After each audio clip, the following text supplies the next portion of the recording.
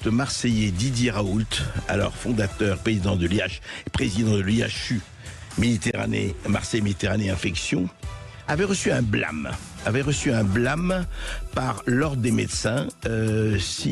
Voilà, ça veut dire que le médecin, Didier Raoult en l'occurrence, était mal conduit.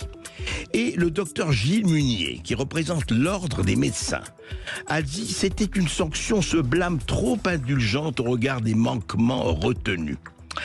Alors donc, là, il y a quelques jours, on vient d'aggraver, le jeudi 3 octobre très exactement, on a aggravé la sanction. Donc la Chambre disciplinaire nationale de l'ordre des médecins a décidé en appel d'interdire à Didier Raoult d'exercer la médecine pendant 2 ans. Didier Raoult, bonjour. Bonjour. Comment on se sent quand on s'est vu signifier de ne plus exercer la médecine pendant 2 ans?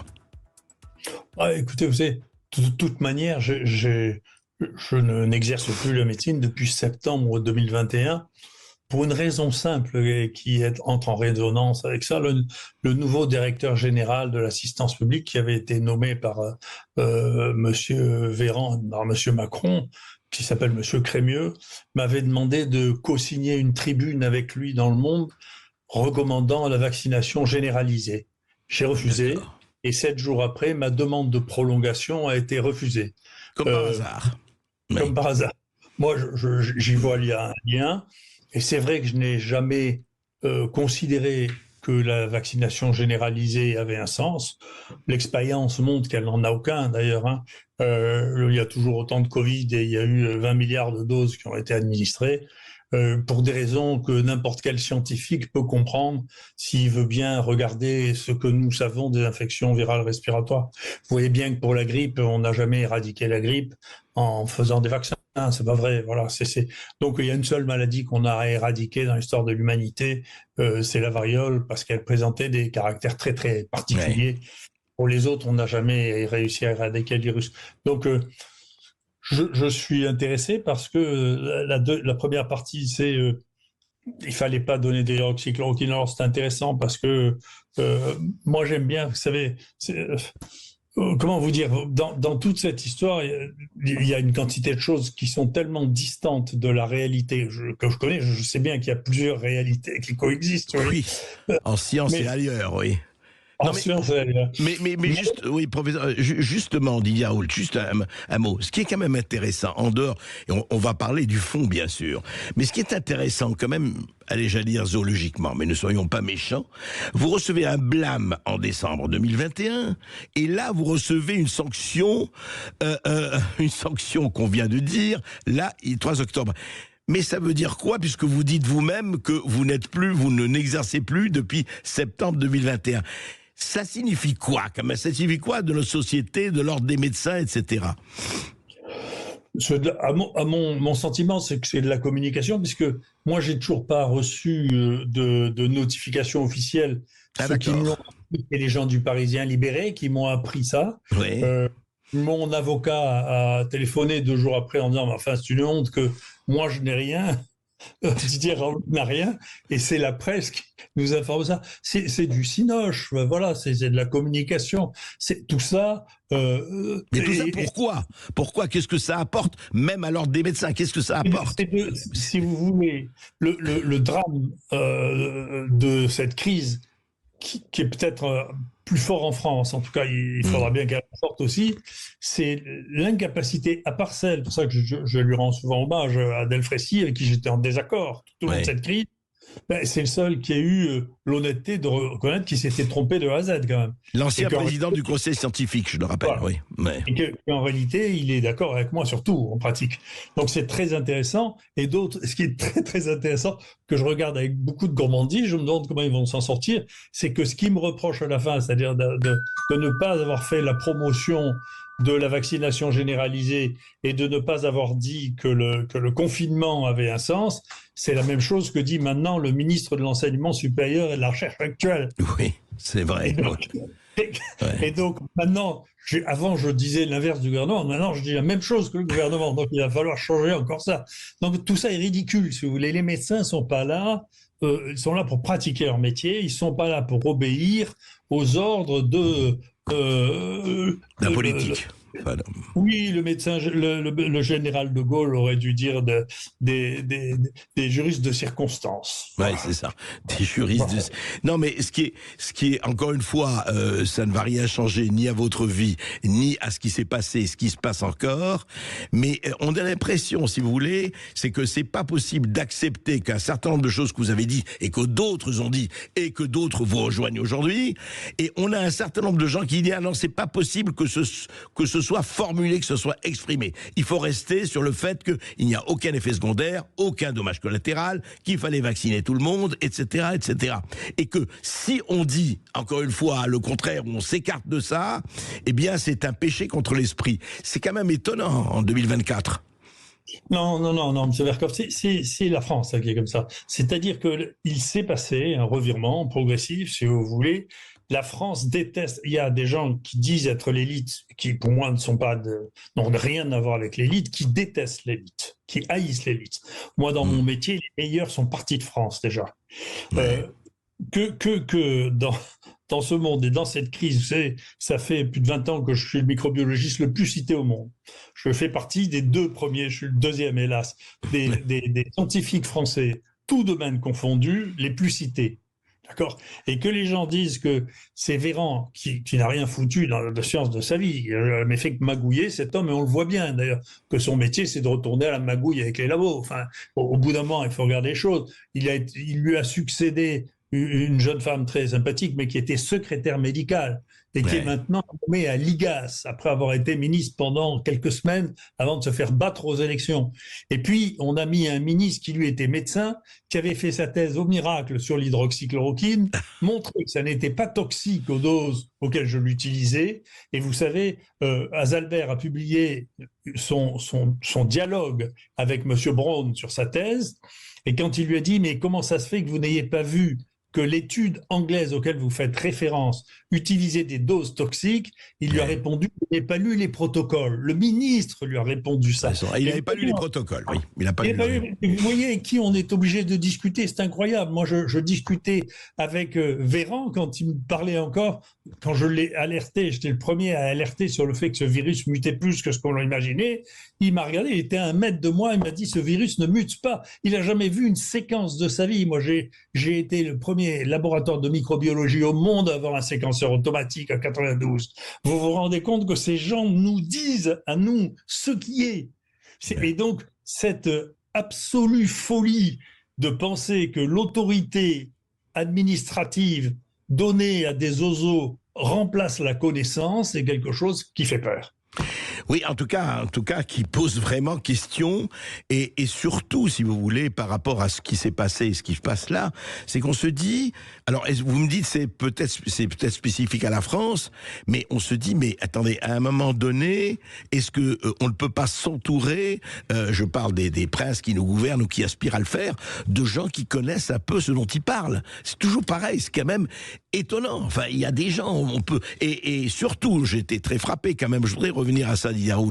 On se rappelle, on a commencé à parler il y a 3 ou 4 ans, et je me rappelle que vous étiez en 2020, à un moment, vous étiez le chouchou des médias, c'est-à-dire tout le monde venait vous voir, c'était presque, on venait baiser la mule du pape, le président de la République est venu vous voir, beaucoup d'autres gens sont venus vous voir, vous envoyez des gens, et à un moment donné, puis tout le monde est journaliste, etc., et à un moment donné, revirement, et je parle pas seulement du revirement médiatique, du revirement politique et autres. Est-ce que franchement, aujourd'hui, avec le recul, c'est parce que vous avez osé avancer que l'hydroxychloroquine pouvait faire du bien, ou pas? C'est quoi? Ah oui, c'est ça. C'est-à-dire que, si vous voulez, vous rendez pas compte l'appétit que peut donner d'avoir une épidémie qui arrive avec un virus inconnu. Alors ça soulève des appétits qui sont extraordinaires. Et si vous dites aux gens vous n'allez pas pouvoir manger de ça, honnêtement, vous créez, si vous voulez, une faim de loup. Et donc je pense que entre ceux qui, ce que je vous disais, je pense que beaucoup de gens autour de moi, beaucoup de gens qui ont réfléchi, se sont demandé est-ce que tout ça c'est de la bêtise ou est-ce que tout ça c'est de la corruption? D'accord. Ben oui. C'est une vraie question. Et donc, je suis convaincu qu'il y a un peu des deux. et qu'il est difficile de faire la part des uns et des autres. Mais Bill Gates, je sais que Boris Toussaint m'a dit que j'étais complotiste de dire ça, mais enfin, Bill Gates paye 18% du financement de l'OMS. Donc l'OMS est acheté par Bill Gates. Le troisième donateur, c'est une association d'industrie pharmaceutique, c'est-à-dire, moi j'ai appris ça quand j'étais petit, si vous voulez, c'est Milton Friedman qui disait ça, vous savez, il n'y a pas de repas gratuit, on ne donne jamais de l'argent pour le truc, et d'ailleurs quand on donne de l'argent pour faire l'aumône, on ne doit pas le dire. Vous savez que c'est dans la Bible, c'est dans toutes les religions du livre, ma main gauche doit ignorer ce que fait ma main droite, on doit le faire. Mais on ne doit pas le dire. Donc Bill Gates, il passe son temps à le dire, et donc il y a une raison pour ça. Mais Bill Gates, il a investi dans l'industrie pharmaceutique et il s'est fait 1 milliard de bénéfices sur les vaccins. D'accord ? Et c'est lui qui recommande l'OMS, qui n'a pas le choix de lui dire non. C'est l'OMS qui paye. Et Bill Gates distribue 600 millions d'euros à la presse dans le monde. 600 millions d'euros à la presse, par an. Oui. Pas mal. Donc, tout ce qui est en tête, pas vous, parce que, ou peut-être vous, et je ne sais pas. Non, je peux vous dire, on a été les seuls dans les médias à montrer, en tout cas ici, à mon émission et à Sud Radio, à montrer franchement qu'il y avait quand même, on dit pas, on n'est pas anti-vax, on n'est pas pro-vax, c'est pas le problème, du tout. On a toutes les opinions. Mais qu'il y avait des problèmes, des questions qui se posaient. Voilà. Non, mais puis vous n'êtes pas assez gros. Si vous voulez, les gens...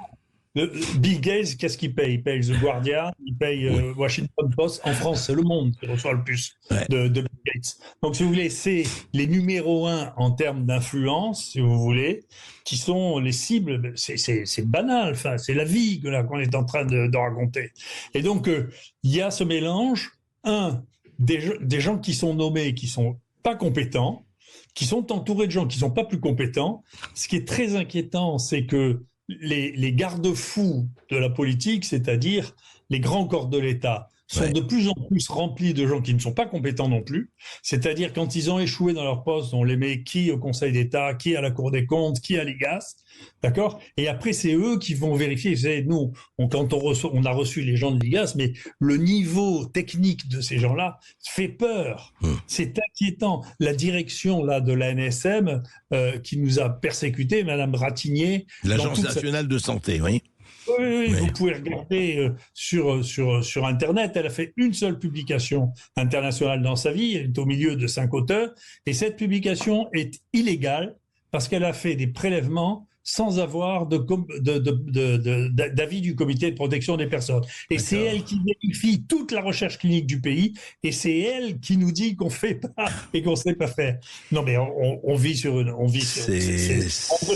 C'est intéressant. On va reprendre avec vous, professeur Didier Raoult, juste après cette petite pause, et on va voir effectivement sur l'état des lieux et non pas ce qu'il faut faire, mais comment un peu raison garder ou raison résister. On en parle.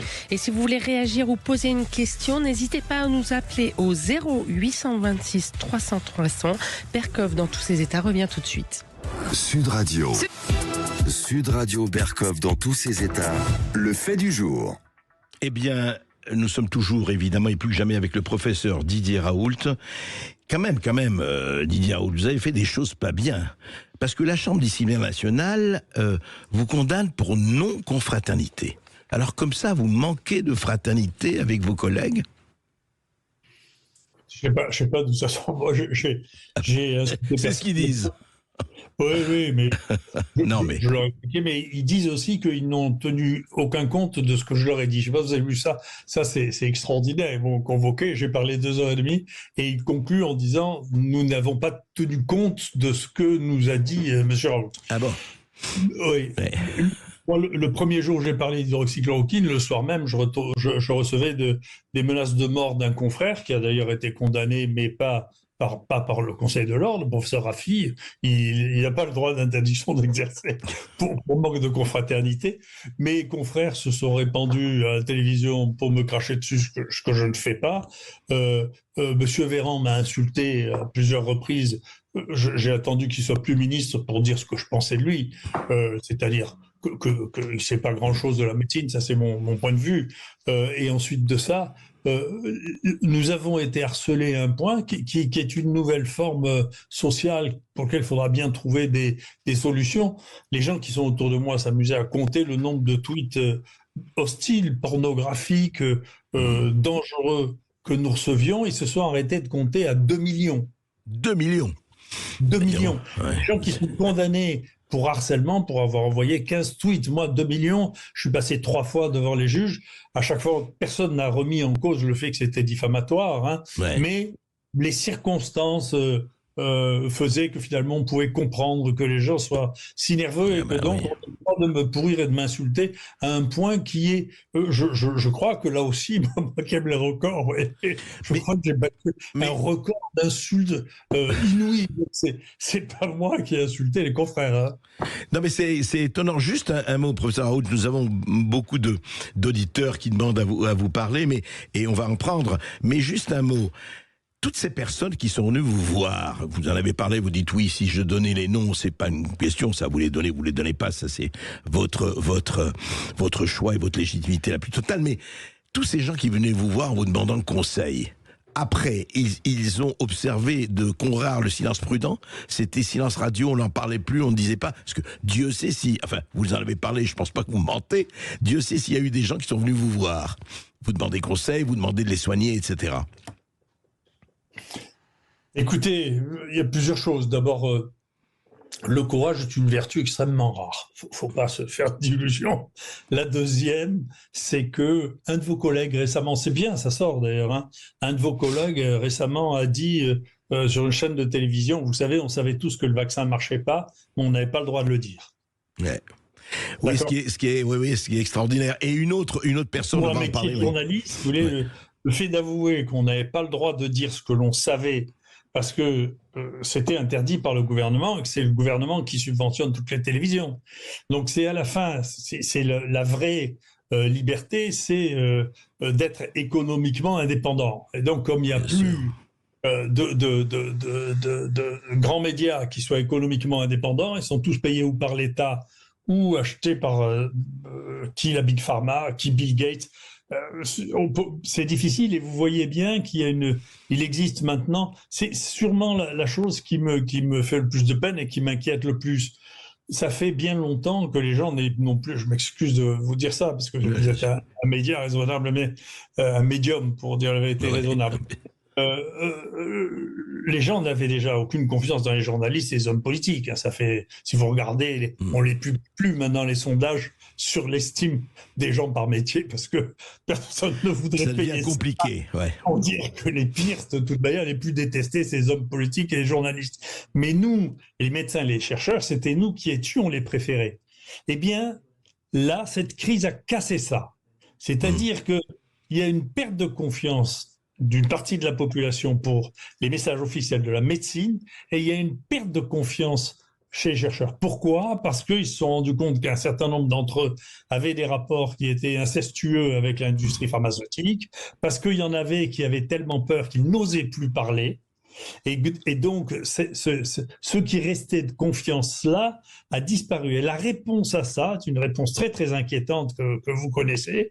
Il y a un jeune pompier, là, vous savez, qui avait refusé de se faire vacciner, qui pour être repris a fait un faux pass et qui vient de gagner son procès pour pouvoir rentrer malgré ce faux pass. Parce que, si vous voulez, ce qui va répondre aux ordres imbéciles, c'est la désobéissance civile, et la justice va reconnaître que la désobéissance civile est justifiée quand on vous oblige à faire des bêtises. Voilà.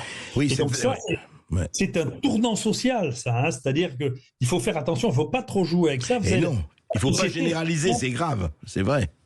C'est gravissime. La société, elle tient par un consensus social. S'il n'y a pas de consensus social, c'est-à-dire que si on pense vraiment... Donc les gens peuvent se tromper, il faut reconnaître qu'on s'est trompé. Les Suédois se sont trompés au début, ils ont reconnu qu'ils s'étaient trompés, ils ont reconnu qu'ils s'étaient trompés. La manière dont les décisions ont été prises il n'y a pas qu'en France qu'elles ont été prises. Boris Johnson était complètement cinglé aussi. Quand il expliquait comment il a pris la décision du confinement, que nous avons imité, hein, il l'a prise parce que sa copine d'Écosse l'avait prise et qu'il ne voulait pas la vexer. C'est écrit tout ça. Donc, si vous voulez, au bout d'un moment, il va bien falloir qu'on remette tout ça en place et qu'on dise, écoutez, pour ne pas être suivre le voisin. Oui, et ce que vous dites, le plus grave, c'est qu'il ne faut pas casser ce consensus. Il ne faut pas que tout le monde croie que tous les médecins, que tous les chercheurs sont inféodés, achetés, etc. Ça devient quelque chose de effectivement très préoccupant, ça. Et ce n'est pas vrai que tous, heureusement d'ailleurs. Juste un mot, je crois que nous avons un auditeur. Oui, nous avons un auditeur et c'est Jean-Marc. Jean-Marc qui nous appelle de Narbonne. Bonjour Jean-Marc. Bonjour Jean-Marc. Bonjour André, bonjour professeur. On a le droit d'être intelligent, professeur, comme votre chaîne YouTube. Mais il y a des personnes qui n'ont pas la capacité, je crois. Et vous disiez aussi que la France était un hôpital psychiatrique à ciel ouvert. Je crois que c'est le monde occidental qui est un hôpital psychiatrique à ciel ouvert. J'ai eu la chance d'être soigné, ainsi que tous mes proches, par le professeur Raoul, ainsi que son équipe. Quand on dit que le professeur Raoul est anti-vax, c'est complètement faux. Enfin, moi, bien sûr qu'on en a tous la preuve, mais le compagnon à ma maman a passé 10 jours chez le professeur Raoul, alors qu'il il avait fait ses 3 doses. Donc, le professeur Raoul, il a sauvé la vie. Et puis après, le professeur Raoul l'a vacciné pour le pneumocoque. Vous voyez, donc il y a des vaccins qui servent, et il y a des vaccins qui ne servent pas. Quand moi j'ai eu la chance de visiter une partie de l'IHU de Marseille, je peux vous dire qu'il y a eux et les autres. Sans rentrer dans les détails, ils ne jouent pas dans la même catégorie. Pas dans la même catégorie. Quant à tout ce qui s'est passé, c'est qu'une histoire, malheureusement, hein, les gens ont du mal à le comprendre, c'est qu'une histoire politique et d'argent. Ce n'est pas autre chose. C'est l'incompétence et l'argent. Ce n'est pas autre chose. Et malheureusement, c'est sûr que dans un cerveau humain, c'est difficile de penser que le gouvernement a fait toutes ces décisions juste à cause de l'incompétence et de l'argent. Et pourtant, c'est le cas. C'est exactement le cas. Et merci au professeur Raoul, merci à vous André. Merci à vous Jean-Marc. Donc, vous voyez, Jean-Marc, Didier Raoult, lui, il écarte la bêtise. Lui, il pense à l'incompétence et au conflit d'intérêts. Je ne sais pas si c'est le cas, mais au-delà de ça, franchement, rétablir la confiance, comment faire qu'il y ait, vous savez, ce dont vous parlez, c'est au cœur de la campagne américaine, avec Elon Musk, qui défend vraiment à fond la liberté d'expression. On aime ou on n'aime pas Musk, mais enfin, il fait un travail quand même assez remarquable de ce point de vue-là. Et on dit, comment le premier amendement de la Constitution américaine, mais comment rétablir cette confiance qui est très entamée, à votre avis? Comment peut-on la rétablir? Premièrement, je pense qu'effectivement, il faut rétablir la liberté de parole et la liberté d'information. Je pense que c'est essentiel. Ça s'est effacé. Il y a toujours eu. Faut pas se leurrer. Tous les pouvoirs ont toujours utilisé de la propagande et de la censure. C'est consubstantiel, si je puis me permettre cette réflexion théologique. Simplement, il faut que ce soit borné. D'abord, effectivement, je pense que le troisième pouvoir habituel doit vraiment être indépendant. C'est-à-dire que je pense qu'il faut trouver un mécanisme pour que la justice soit totalement indépendante du garde des Sceaux et totalement indépendante de la politique. C'est peut-être stupide, mais ça existe. C'est peut-être utopique, mais ça doit se faire, absolument. Voilà, aux États-Unis, les juges sont élus. Ils ne sont pas nommés par le gouvernement, ils sont élus par le peuple. Et donc, il y a un contre-pouvoir, il y a une contre-manière de pouvoir. Quand le pouvoir dérive, eh bien, il faut qu'il y ait un pouvoir. Vous savez, les Américains sont amoureux de Montesquieu, qui a écrit ça, formalisé ça le premier. Et nous, on a l'impression que la France ne connaît pas Montesquieu. C'est la séparation du pouvoir. C'est essentiel. Et là, on l'a vu, il n'y a plus du tout de séparation des pouvoirs. Il n'y a plus qu'un seul pouvoir qui est l'exécutif. Le Parlement n'a servi à rien pendant toutes ces années.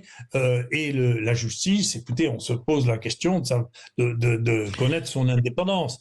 Il y a certainement des individus qui sont restent individus.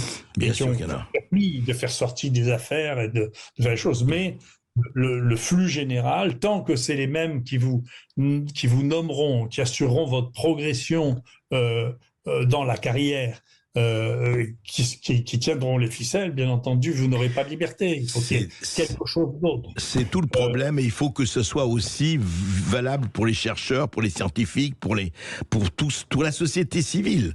Si cette société civile n'est pas représentée, on voit bien ce qui se passe, quoi. C'est ça. Et puis, d'autre part, si vous voyez, la France va mal depuis, dans le monde que je connais, dans le monde de la recherche et de la médecine, la France va mal depuis longtemps. Et sa stratégie qui s'accélère actuellement, c'est de casser tous les thermomètres qui montrent que notre production scientifique est très faible. On doit être au-delà de la 30e place si on rapporte ça à la population. Il faut regarder l'état des hôpitaux. On manque de médecins depuis 30 ans. Vous savez, je ne veux pas faire de la peine aux adorateurs de Madame Veil, mais enfin, c'est elle qui a fait s'écrouler le nombre de médecins. On est passé de 8000 médecins par an à 3000 médecins par an, avec une population qui grandissait et qui vieillissait. Donc, si vous voulez, c'est pas d'hier qu'il y a des gens qui prennent des décisions idiotes, quand même. Hein.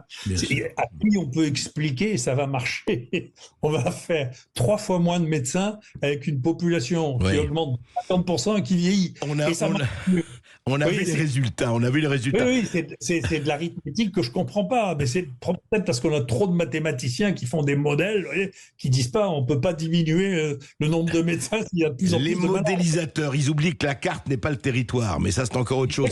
Juste un mot, on a, je crois, Jean-Pierre Didier Raoult. Un nouvel auditeur qui nous appelle, Jean-Pierre, qui nous appelle de Clermont-Ferrand. Bonjour Jean-Pierre. Bonjour Jean-Pierre. Bonjour Monsieur Berkov, bonjour professeur Raoult.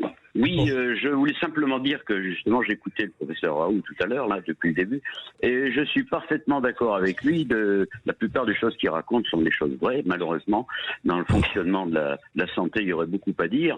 Moi-même, j'ai fait 30 ans où j'étais, ce qu'on appelait les dispositifs médicaux. C'est-à-dire, je faisais des prothèses de hanches, de genoux, des épaules, la ligamentoplastie, vous voyez.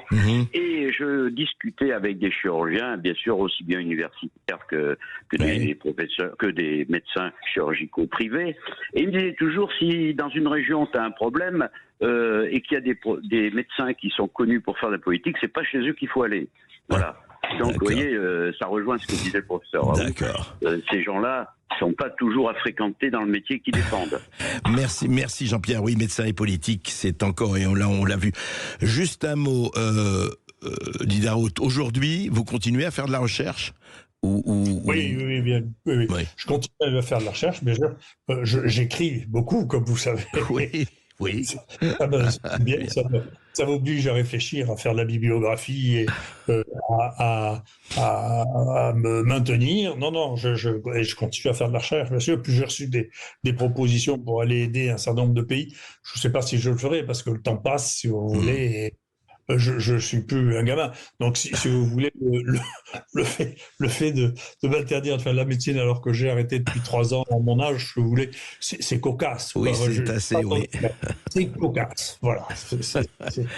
Eh bien, écoutez, sur cette cocasserie, et puis je sais que vous avez été sollicité par plusieurs pays étrangers. En tout cas, merci Didier Raoult et à bientôt.